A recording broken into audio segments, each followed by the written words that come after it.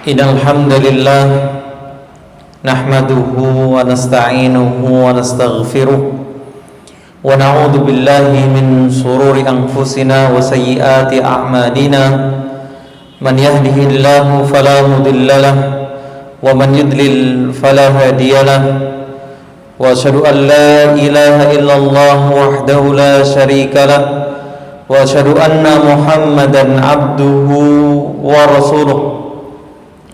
Ya ayyuhalladzina amanu taqullaha haqqa tuqatih wa la tamutunna illa wa antum muslimun, amma ba'du. Kaum muslimin rahimakumullah, alhamdulillah, kembali kita manjatkan syukur kita kehadirat Allah Subhanahu wa taala yang senantiasa melimpahkan kenikmatan-kenikmatannya yang banyak, kenikmatan yang tidak terhitung, tidak terbilang. Wa in ta'uddu ni'matallahi la tuhsuha. Salawat dan salam tidak lupa kita tahturkan kepada beliau panutan teladan kita, Rasulullah Muhammad sallallahu alaihi wa ala alihi wasallam. Melanjutkan pembahasan kita pada kitab atau buku Panduan Amal ingatnya di Masjid Muhtadin ya. Buku Tafsir Juz Amma karya Al-Ustaz Dr. Firanda Andirja hafizahullah ta'ala. Kita masih pada surat yang sama, yaitu surat Al-Balad. Kita baru membaca 2 ayat dari surat ini. Kita masuk kepada ayat yang ke-3. Allah berfirman, wa walidin wa ma walad, dan demi pertalian bapak dan anaknya. Dijelaskan oleh penulis hafizahullah wa syafahullah, ada 2 pendapat ulama tentang makna ma pada ayat ini.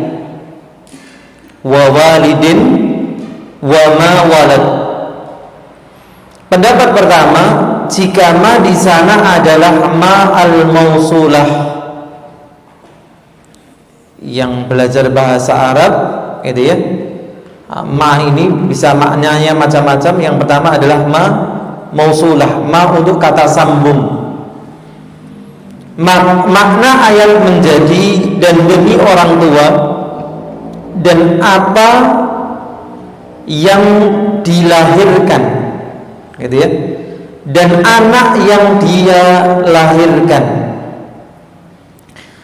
Pendapat kedua, jika ma di sana adalah manafiyah, ma yang artinya apa? Peniadaan, menafikan,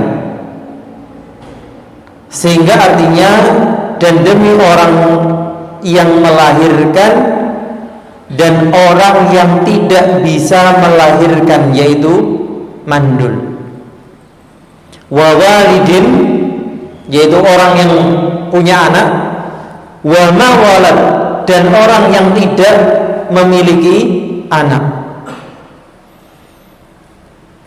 Menurut penulis, pendapat yang lebih kuat adalah ma al-mausulah. Yang pertama, lalu siapa yang dimaksud dengan orang tua dan anak yang dilahirkannya? Sebagian ulama mengatakan Nabi Adam dan keturunannya. Sebagian yang lain mengatakan Nabi Ibrahim dan Nabi Ismail alaihissalam, lalu beranak pinak hingga kelahiran Nabi Muhammad sallallahu alaihi wasallam. Pendapat inilah yang dipilih oleh Al-Imam At-Tabari rahimahullah, karena ayat ini bersifat umum, kemudian semua yang melahirkan dan yang dilahirkan.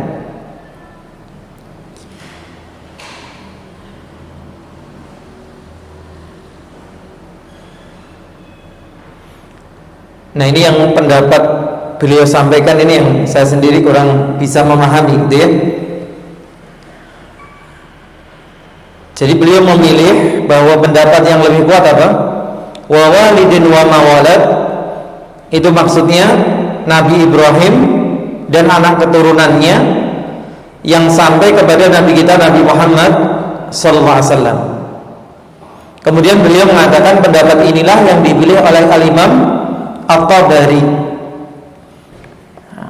Apa yang kurang bisa dipahami?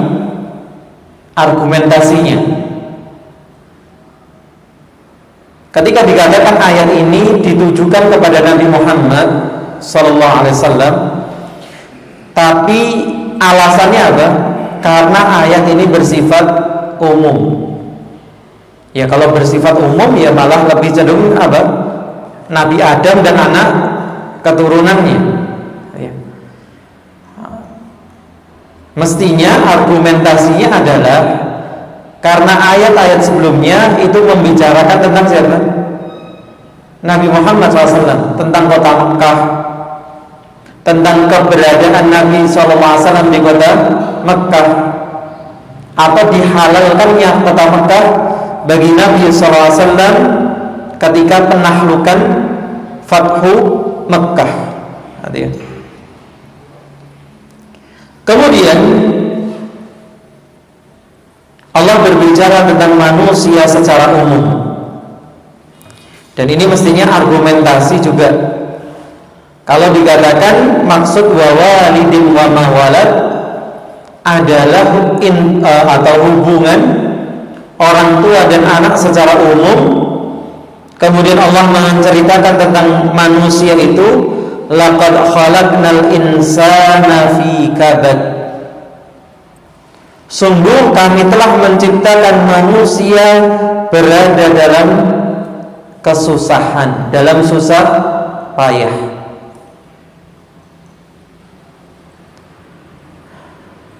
Padahal dalam surat At-Tin Allah mengatakan apa? Laqad khalaqnal insana fi ahsani taqwim. Tapi di sini malah dikatakan kita diciptakan dalam kesusahan. Selaras atau tidak? Kalau kita cermati, selaras. Di antara apa yang Allah sebutkan di surat At-Tin, laqad khalaqnal insana fi ahsani taqwim, sungguh kami telah ciptakan manusia dalam sebaik-baik penciptaan, bahwa manusia bisa beradaptasi dimanapun.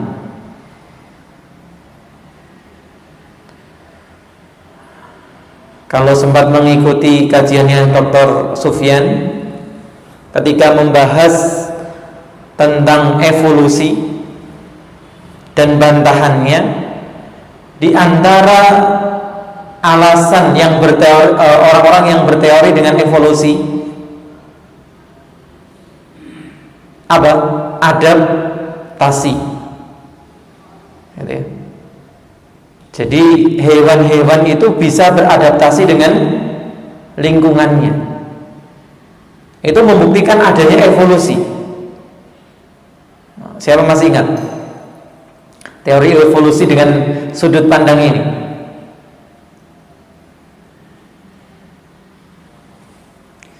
Jadi paus di laut itu aslinya apa? Gajah, yang kemudian apa? Nyemplung ke air, kemudian apa? Beradaptasi. Makanya kan dia bernafas dengan apa? Paru-parunya. Nah, ini apa? Kebodohan orang yang berteori dengan ini. Adaptasi, kemampuan adaptasi yang dimiliki hewan itu adaptasi yang terbatas. Apa adaptasi terbatas itu?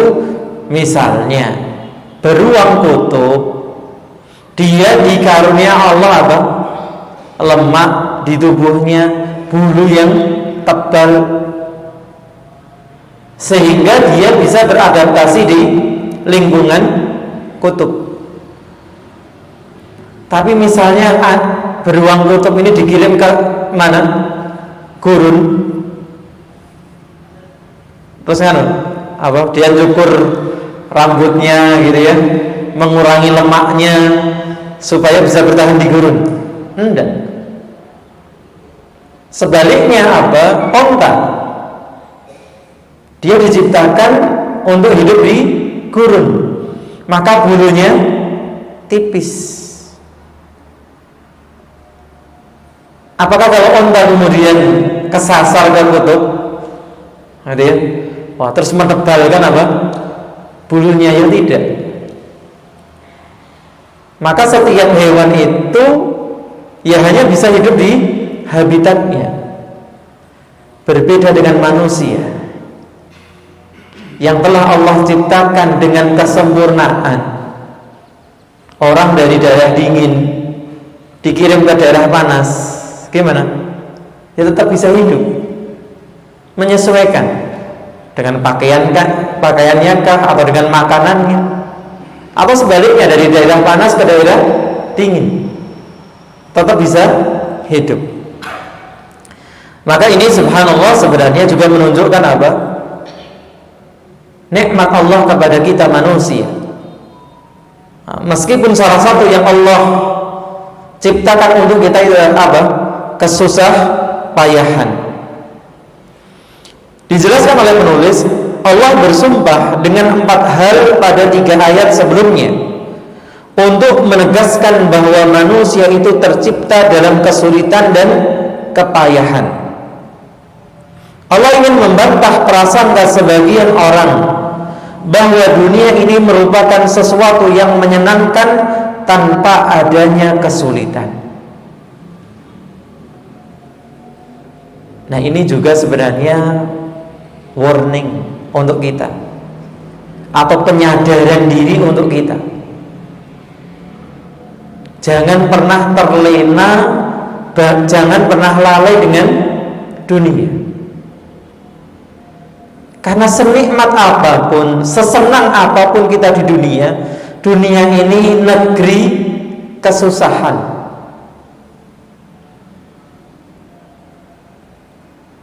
Apalagi orang kafir, gitu ya.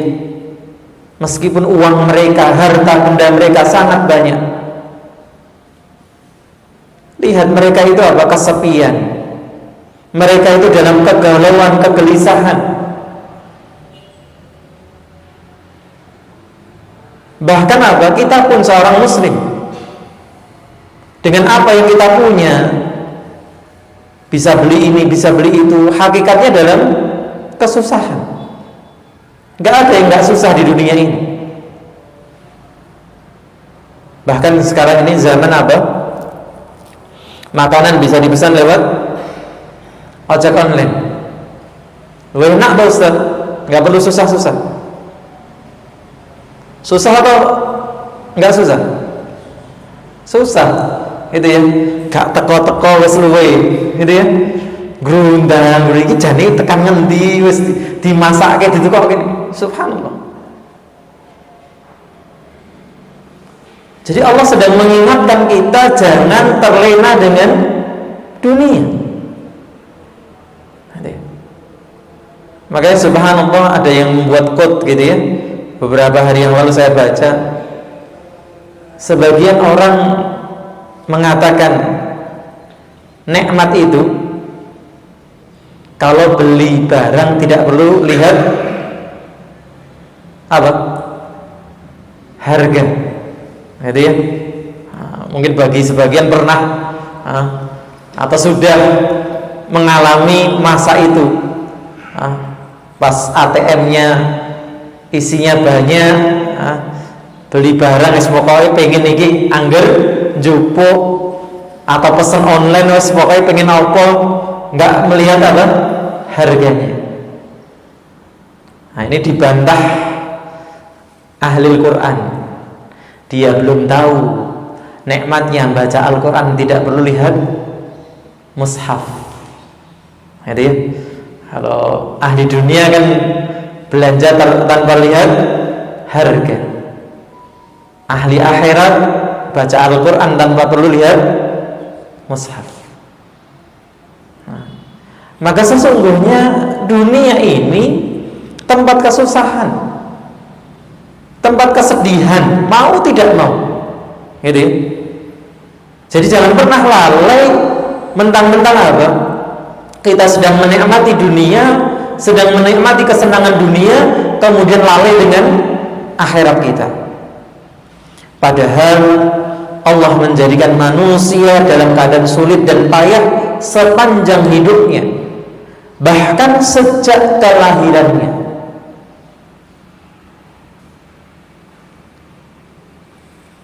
Maka dikatakan kalau hidup ini nggak mau susah ya jangan hidup. Jadi, kalau hidup nggak mau susah jangan hidup.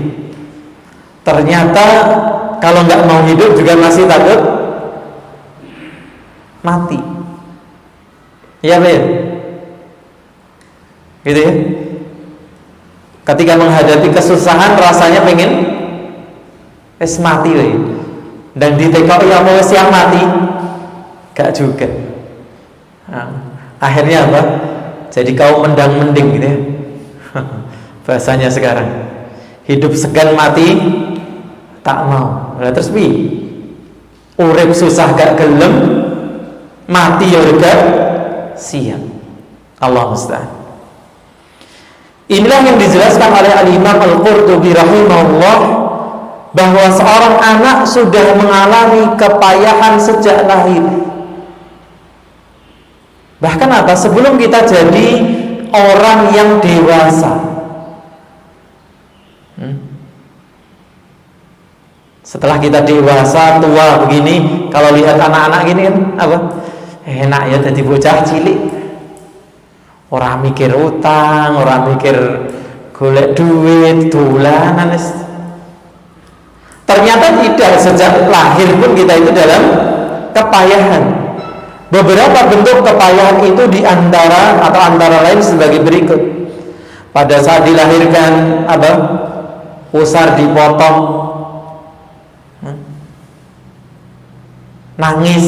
Buktinya kepayahan itu apa? Nangis. Kemudian ia harus menyusu kepada ibunya, dan air susu ibunya sering tidak lancar. Bagaimana dia lapar, bagaimana dia apa? Buang air, nangis. Ketika tumbuh giginya, ia merasa kesakitan dan badannya panas. Sehingga ada anggapan gitu ya, kalau anak kecil panas, oh iki arep munda pinter, arep munda gede, seperti itu. Kemudian apa? Setelah tumbuh dewasa, ia harus menghadapi permasalahan kehidupannya. Setelah menikah, ia harus menafkahi istri dan anak-anaknya. Pada masa tua, badannya pun mulai lemah. Ia terus-menerus mengalami kepayahan hingga akhirnya meninggal dunia. Tambah umur begitu ya, makan sudah tidak enak lagi, tidur juga tidak senyaman dulu lagi ya, badan tidak sesehat dulu. Kemudian setelah meninggal, di dalam kubur ia akan ditanyai oleh para malaikat. Kemudian ia dibangkitkan lagi dalam keadaan yang payah. Maka nggak ada istirahatnya. Sejak kita ada di dunia ini sampai apa? Kita bisa lolos dari as-sirat. Semuanya mengandung kepayahan. Tentu kita berbicara apa? Umumnya orang. Semua hal itu menunjukkan keberadaan Tuhan yang mengatur dirinya. Di sisi yang lain, ini mengingatkan apa? Selain tadi yang kita sebutkan, supaya kita tidak terbuai dengan dunia, ini juga mengingatkan kita akan keberadaan Allah. Sudah menjadi fitrah kita, tabiat kita, kalau susah mencari yang bisa menolong. Dan yang benar-benar bisa menolong kita siapa? Allah Ta'ala. Seandainya tidak ada yang mengatur, ia tentu tidak akan memilih kesulitan tersebut. Di sisi yang lain, ini menunjukkan apa? Allah lah yang mengatur kehidupannya. Ada pihak lain yang mengatur hidup dia. Kalau orang bisa mengatur hidupnya sendiri, ada yang pilih susah? Ada yang mau milih susah? Enggak. Tapi ini membuktikan kita ini tidak mengatur hidup kita sendiri. Tapi ada yang mengatur kehidupan kita. Dan jawabnya satu, siapa? Allah Subhanahu wa ta'ala. Oleh sebab itu sudah seharusnya ia tunduk kepada Tuhan yang mengatur segala urusannya. Ia harus berusaha untuk beramal saleh sehingga dapat menyelamatkannya dari kesulitan di akhirat. Sehingga ini juga pelajaran. Jangan sampai kita ini susah dunia, masih susah di mana? Di akhirat. Kesulitan yang kita hadapi sekarang untuk menyiapkan diri agar nanti kita tidak sulit di mana? Di akhirat kita. Dengan demikian manusia dapat beristirahat dari kepayahan ketika ia masuk surga.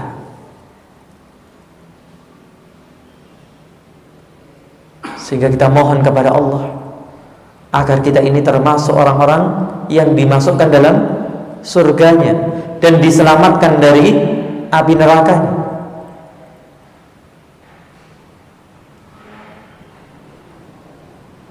Dan ini termasuk doa, gitu ya, yang barang siapa meminta itu 3 kali, meminta dimasukkan surga 3 kali, maka surga akan berkata, ya Allah, masukkanlah dia ke dalam surga. Dan ketika seorang meminta perlindungan dari neraka 3 kali, neraka akan berkata, ya Allah, jauhkanlah dia dari neraka. Sesederhana itu. Salah satu upaya kita apa? Menjadi ahli surga dan terhindar dari api neraka. Dan ketika kita sudah di sana, insya Allah itulah istirahat yang sebenarnya. Tidak ada lagi kesedihan, tidak ada lagi kepayahan, sekecil apapun yang terbayangkan. Bahkan lihat apa? Kepayahan dunia yang di sisi yang lain apa? Kenikmatan, buang hajat. Buang hajat itu kepayahan atau nikmat? Kesulitan atau nikmat? Buang hajat itu.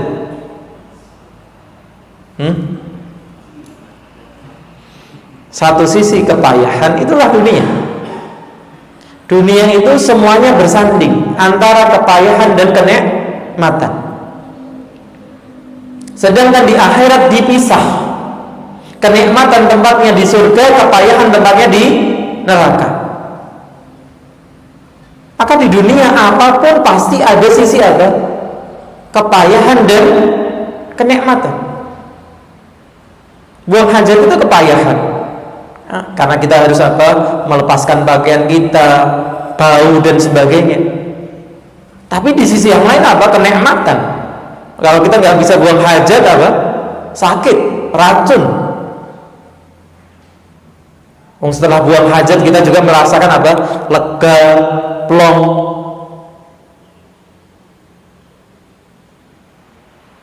Tapi ternyata di akhirat bagaimana terus kita membuang apa yang kita konsumsi? Dengan keringat dan sendawa. Gak perlu lagi bersusah payah cari apa? Kamar mandi gitu ya. Di jalan tol, wah masih berapa kilo lagi rest areanya, wes selak kebelet. Itu di dunia. Di akhirat nggak perlu cari-cari, gitu ya. Keluar dengan sendirinya berupa keringat atau sendawa. di surga. Sehingga di sini diceritakan pada suatu hari ada seorang yang datang dari Khurasan untuk menemui Imam Ahmad. Orang ini berkata, "Ya Aba Abdullah, qasadtuka min Khurasan as'aluka an mas'alatin." Wahai Abu Abdullah, yaitu kunyahnya Imam Ahmad rahimahullah. Orang itu mengatakan, "Aku menemuimu dari Khurasan untuk bertanya kepadamu tentang satu permasalahan." Di sini tidak dijelaskan posisi Imam Ahmad di mana. Kemungkinan ketika beliau di Irak. Khurasan itu lebih dekat ke Afghanistan kalau sekarang, menuju Irak. Perjalanan yang cukup jauh. Ternyata mau tanya satu pertanyaan. Imam Ahmad menjawab, silahkan tanya. Orang itu pun berkata, "Mata yajidul abdu ta'mar rahah." Kapan seorang hamba itu merasakan nikmatnya istirahat?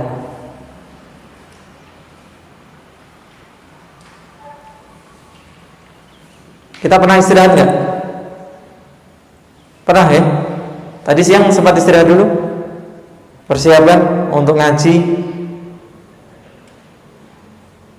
Ternyata bangun tidur malah pegel gitu ya, dan gitu ya. Habis tidur itu malah pusing, yang tidak terbiasa dengan dingin, tidak terbiasa dengan panas. Itu setelah istirahat malah capek, malah nggak enak badannya. Itu istirahatnya dunia, subhanallah. Maka orang ini bertanya, sebenarnya nikmat istirahat itu kapan? Bisa benar-benar apa? Istirahat. Imam Ahmad menjawab, beliau berkata, "Inda awwali qadamin yadha'uha fil jannah." Allahu Akbar. Ketika ia pertama kali menginjakkan kakinya di surga. Atau ini dengan makna ya. Kalau terleks dikatakan apa? Ketika kaki, salah satu kakinya itu diletakkan di surga. Karena kalau sudah satu kaki, berarti kaki yang lain insya Allah dipastikan juga ikut ke surga. Jadi inilah istirahat yang sebenarnya. Seperti kisah sebelumnya yang juga kita sebutkan, kalau ini perkataan Imam Ahmad 1200 tahun yang lalu. Nah, ini mungkin orang dulu. Tapi kisah seorang ulama yang meninggal di tahun 1999 Masehi, berarti sekitar 23 tahun yang lalu. Berarti kan masih zaman kita. Kisahnya siapa? Syekh bin Baz. Apa kisahnya?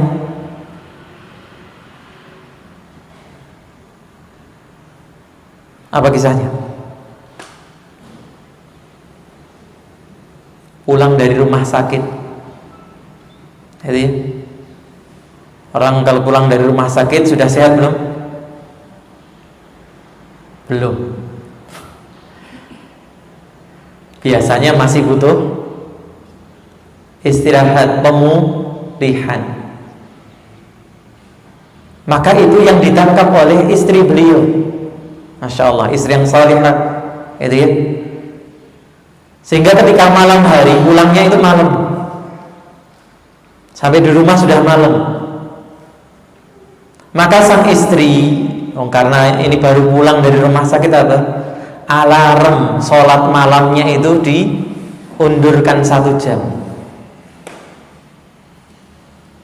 Tapi subhanallah, inilah manusia-manusia yang alarm tubuhnya telah mengalahkan alarm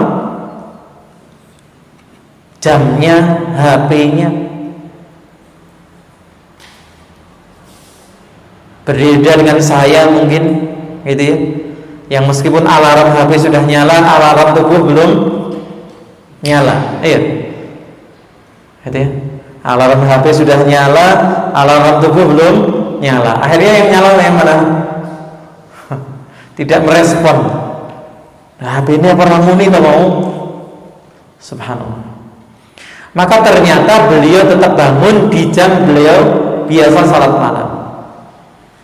Kemudian esok harinya menanyakan kepada sang istri, kenapa wakernya, alarmnya tidak berbunyi? Nah, sang istri menyampaikan bahwa sengaja memang diundurkan. Gitu ya. Karena apa? Anda baru saja pulang dari rumah sakit. Nah, Anda perlu istirahat. Apa jawab beliau? Istirahatnya nanti saja di surga. Allah Akbar. Ini orang baru keluar rumah sakit, terus kesehariannya bagaimana? Kalau baru pulang rumah sakit aja kayak gini. Allah Akbar. Maka istirahat yang sebenarnya nanti di akhirat.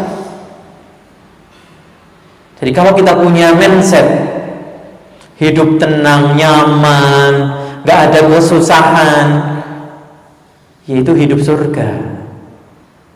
Jangan pernah membayangkan kehidupan nyaman, tenang, tidak ada gangguan, tidak ada permasalahan di mana di dunia. Gak mungkin. Hidup di dunia ini kita berpindah dari satu permasalahan ke permasalahan yang lain. Kemarin punya masalah dengan tetangga, hari ini banyak masalah sama istri, sama suami, besok ganti masalah dengan anak, muter lagi, masalah dengan anak selesai ganti tetangga lagi.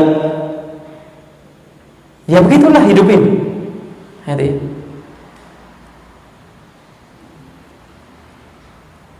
Kemudian dijelaskan oleh beliau, ada dua pendapat ahli tafsir tentang manusia yang akan merasakan kepayahan seperti yang dimaksudkan dalam ayat ini. Pertama, maksudnya adalah manusia secara umum. Siapakah manusia yang akan merasakan kepayahan itu? Ya, manusia secara umum. Pada kenyataannya semua manusia mengalami kepayahan, baik muslim maupun kafir. Atau ini lebih tepatnya apa? Baik muslim terlebih kafir, gitu ya. Lebih payah mereka itu. Laki-laki, perempuan, tua, muda, bahkan kaya, miskin. Orang kaya pun juga punya masalah. Bahkan seringkali masalahnya lebih banyak. Semua manusia akan diuji. Terlebih siapa? Khususnya orang-orang beriman. Bahkan Allah berjanji untuk menguji mereka. Makin tinggi iman mereka, makin berat ujiannya. Seperti yang Allah firmankan di surat Al-Ankabut, ahasiban nas an yutraku an yaqulu amanna wa hum la yuftanun. Apakah manusia mengira ditinggalkan begitu saja, mengatakan beriman kemudian mereka tidak diuji? Berarti kalau kita ngaku iman, ya siap diuji. Dalam sebuah hadis dari Mus'ab ibn Sa'id, seorang tabi'in dari ayahnya, ia berkata, yaitu Sa'id, ya Rasulullah, ayyun nasi asyaddu bala'an. Wahai Rasulullah, siapakah orang yang paling berat ujiannya? Beliau sallallahu alaihi wasallam menjawab, al-anbiya'u tsummal amsal fal amsal. Dalam riwayat yang lain apa? Al-anbiya' war rusul. Yang paling berat ujiannya adalah para nabi, para rasul, kemudian orang yang semisalnya dan semisalnya. Artinya apa? Yang level keimanannya semakin ke bawah, semakin ke bawah.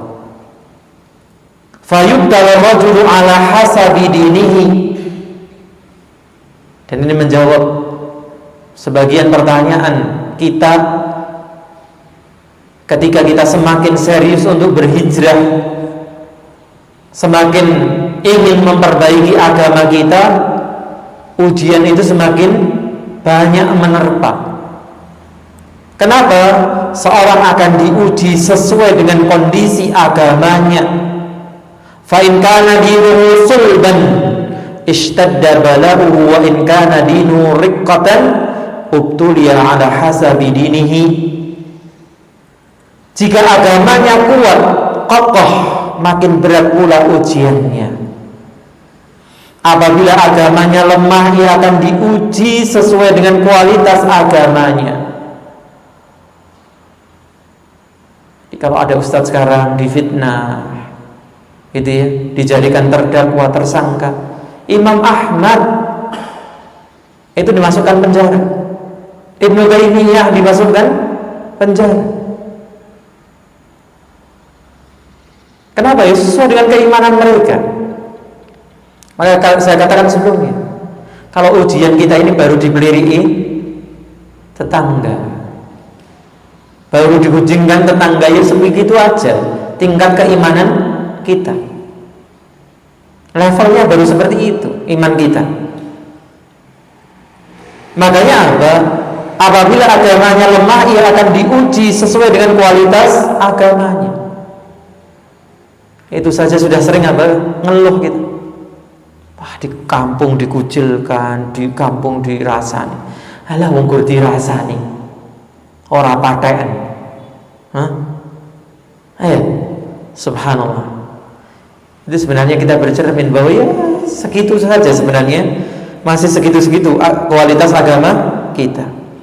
Fama yab'ul bala'u bil 'abdi hatta yatrukahu yamshi 'alal ardi ma 'alaihi khati'atun.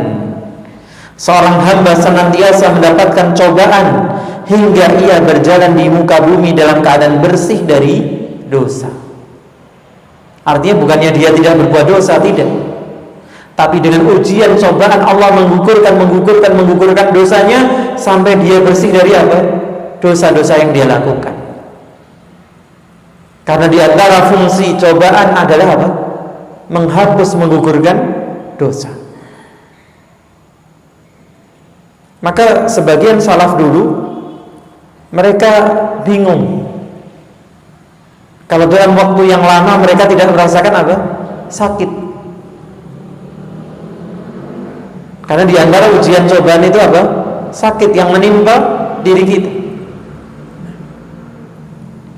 Yang kedua, kalau tadi dikatakan kepayahan itu sifatnya umum kepada seluruh manusia, pendapat yang kedua yang dimaksud adalah orang-orang kafir.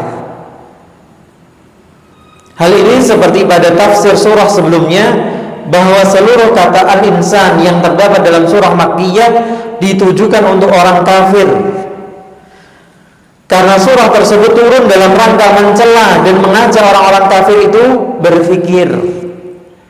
Jadi mereka yang mengalami kepayahan dalam ayat ini adalah orang-orang kafir. Kenapa? Hal itu karena orang mukmin meskipun menghadapi kepayahan selalu merasa tentram karena dalam hatinya ada keimanan.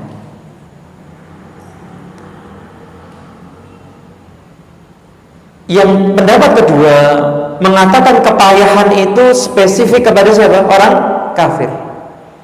Karena orang kafir itu payah secara apa? Lahir dan batin. Sedangkan orang mukmin mungkin secara lahirnya apa? Payah. Tapi secara batinnya tentram. Ini seperti kadang kita melihat orang yang apa? Hartanya tidak banyak, bahkan kurang. Tapi kalau dilihat kehidupannya apa? Tentrem, gitu ya. Ya tidak pernah istilahnya apa? Cekcok sampai ribut besar dengan istri dan anaknya. Rutinitasnya ya apa? Baik-baik saja. Kenapa ya? Karena ada keimanan di sana. Maka secara umum memang semua manusia mengalami kepayahan. Tapi kepayahannya orang kafir itu apa? Lahir dan batin. secara fisiknya maupun secara psikisnya. Kenapa kemudian mereka itu mengkonsumsi minuman keras itu menjadi biasa, obat-obatan menjadi biasa untuk menghilangkan stres. Jadi, pulang dari kerja, kerja itu ya dituntut dengan target-target tertentu. Maka mereka kerja, berangkat pagi-pagi, pulang sampai malam. Begitu pulang mampir dulu ke tempat minum-minuman keras menghilangkan stresnya. Jadi mereka payah secara zahir dan batin. Allah menyebutkan tentang orang-orang beriman, alladzina amanu wa tatma'innu qulubuhum bi dzikrillah. Ala bi dzikrillah tatma'innul qulub. Yaitu orang-orang yang beriman dan hati mereka menjadi tentram dengan mengingat Allah. Ingatlah, hanya dengan mengingat Allah hati menjadi tentram. Maka seharusnya ketika kita mengaku beriman, mendapati kepayahan dunia, hakikatnya semua adalah kebaikan untuk diri kita. Apalagi itu juga terungkap dalam hadis, ajaban li amril mu'min, inna amrahu kullahu khairul lah. Mengagumkan urusannya orang beriman, semua perkara untuknya itu kebaikan. Jadi orang beriman dengan modal keimanannya, menghadapi apapun itu menjadi baik. In asabahu sarra syakara fakana khairan lah. Kalau dia mendapati kesenangan, dia bersyukur, maka kebaikan tadi menjadi kesenangan tadi menjadi kebaikan untuknya. Wa in asabahu dharra sabara fakana khairan lah. Kalau dia ditimpa keburukan itu juga dia sabari, sehingga keburukan itu menjadi kebaikan untuknya. Itu gambaran orang beriman. Berbeda dengan orang kafir yang disebutkan dalam surat Al-Fajr kemarin. Kalau diberi harta yang banyak baru merasa dimuliakan. Kalau diberi harta sedikit baru merasa dihinakan. Sedangkan orang mukmin bukan masalah diberi harta banyak atau sedikit, tapi apakah dia bisa bersyukur ketika mendapatkan harta yang banyak dan bisa bersabar dalam kondisi hartanya sedikit. Itu yang membawa kemuliaan. Hati orang-orang mukmin tetap tenang meskipun mereka diuji oleh Allah. Inilah yang membedakan mereka dengan orang-orang kafir yang tidak bahagia karena kekosongan iman. Meskipun di luarnya mereka terlihat dalam kesenangan. Kalau kita kadang melihat mobil mewah mereka yang harganya bukan lagi ratusan juta tapi miliaran. Seperti itu apa rasanya kadang mobil yang harganya puluhan juta saja Ini rata-rata mobilnya jenengan puluhan juta atau sudah ratusan juta? Oh, malah belum punya. Tapi kan pernah merasakan kan? Pernah merasakan mobil puluhan juta, bahkan pernah merasakan mobil belasan juta harus penak Yang udan kepanasan, yang panas rada udanan Pajero panas jawa jero.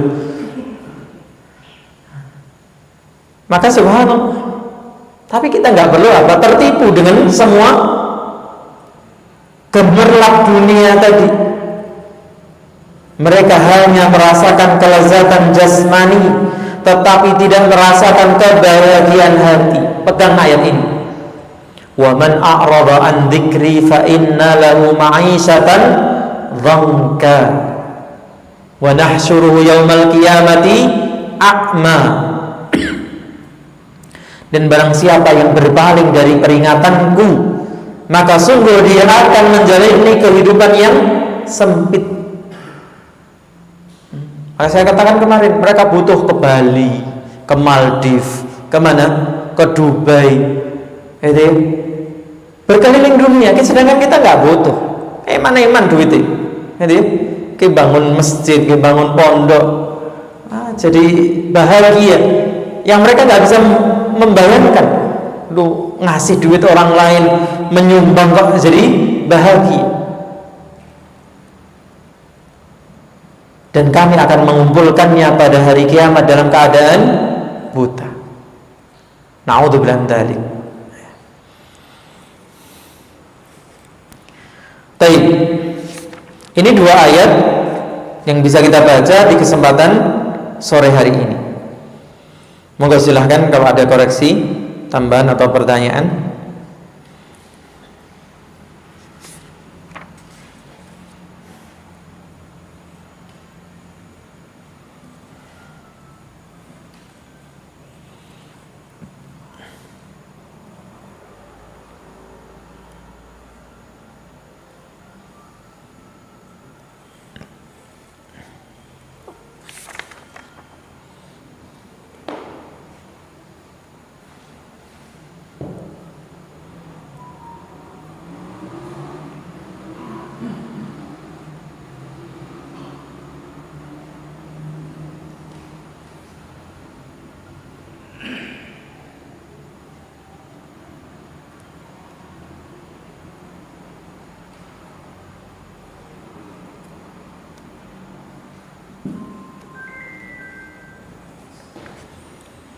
Kalau tidak ada kita cukupkan. Semoga bermanfaat. Kurang dan lebihnya saya mohon maaf. Jazakumullahu khairan telah menyimak. Wassallallahu ala nabiyyina Muhammadin wa ala alihi wa sahbihi ajma'in. Subhanakallahumma wa bihamdika asyhadu an la ilaha illa anta astaghfiruka wa atubu ilaik. Assalamualaikum warahmatullahi wabarakatuh.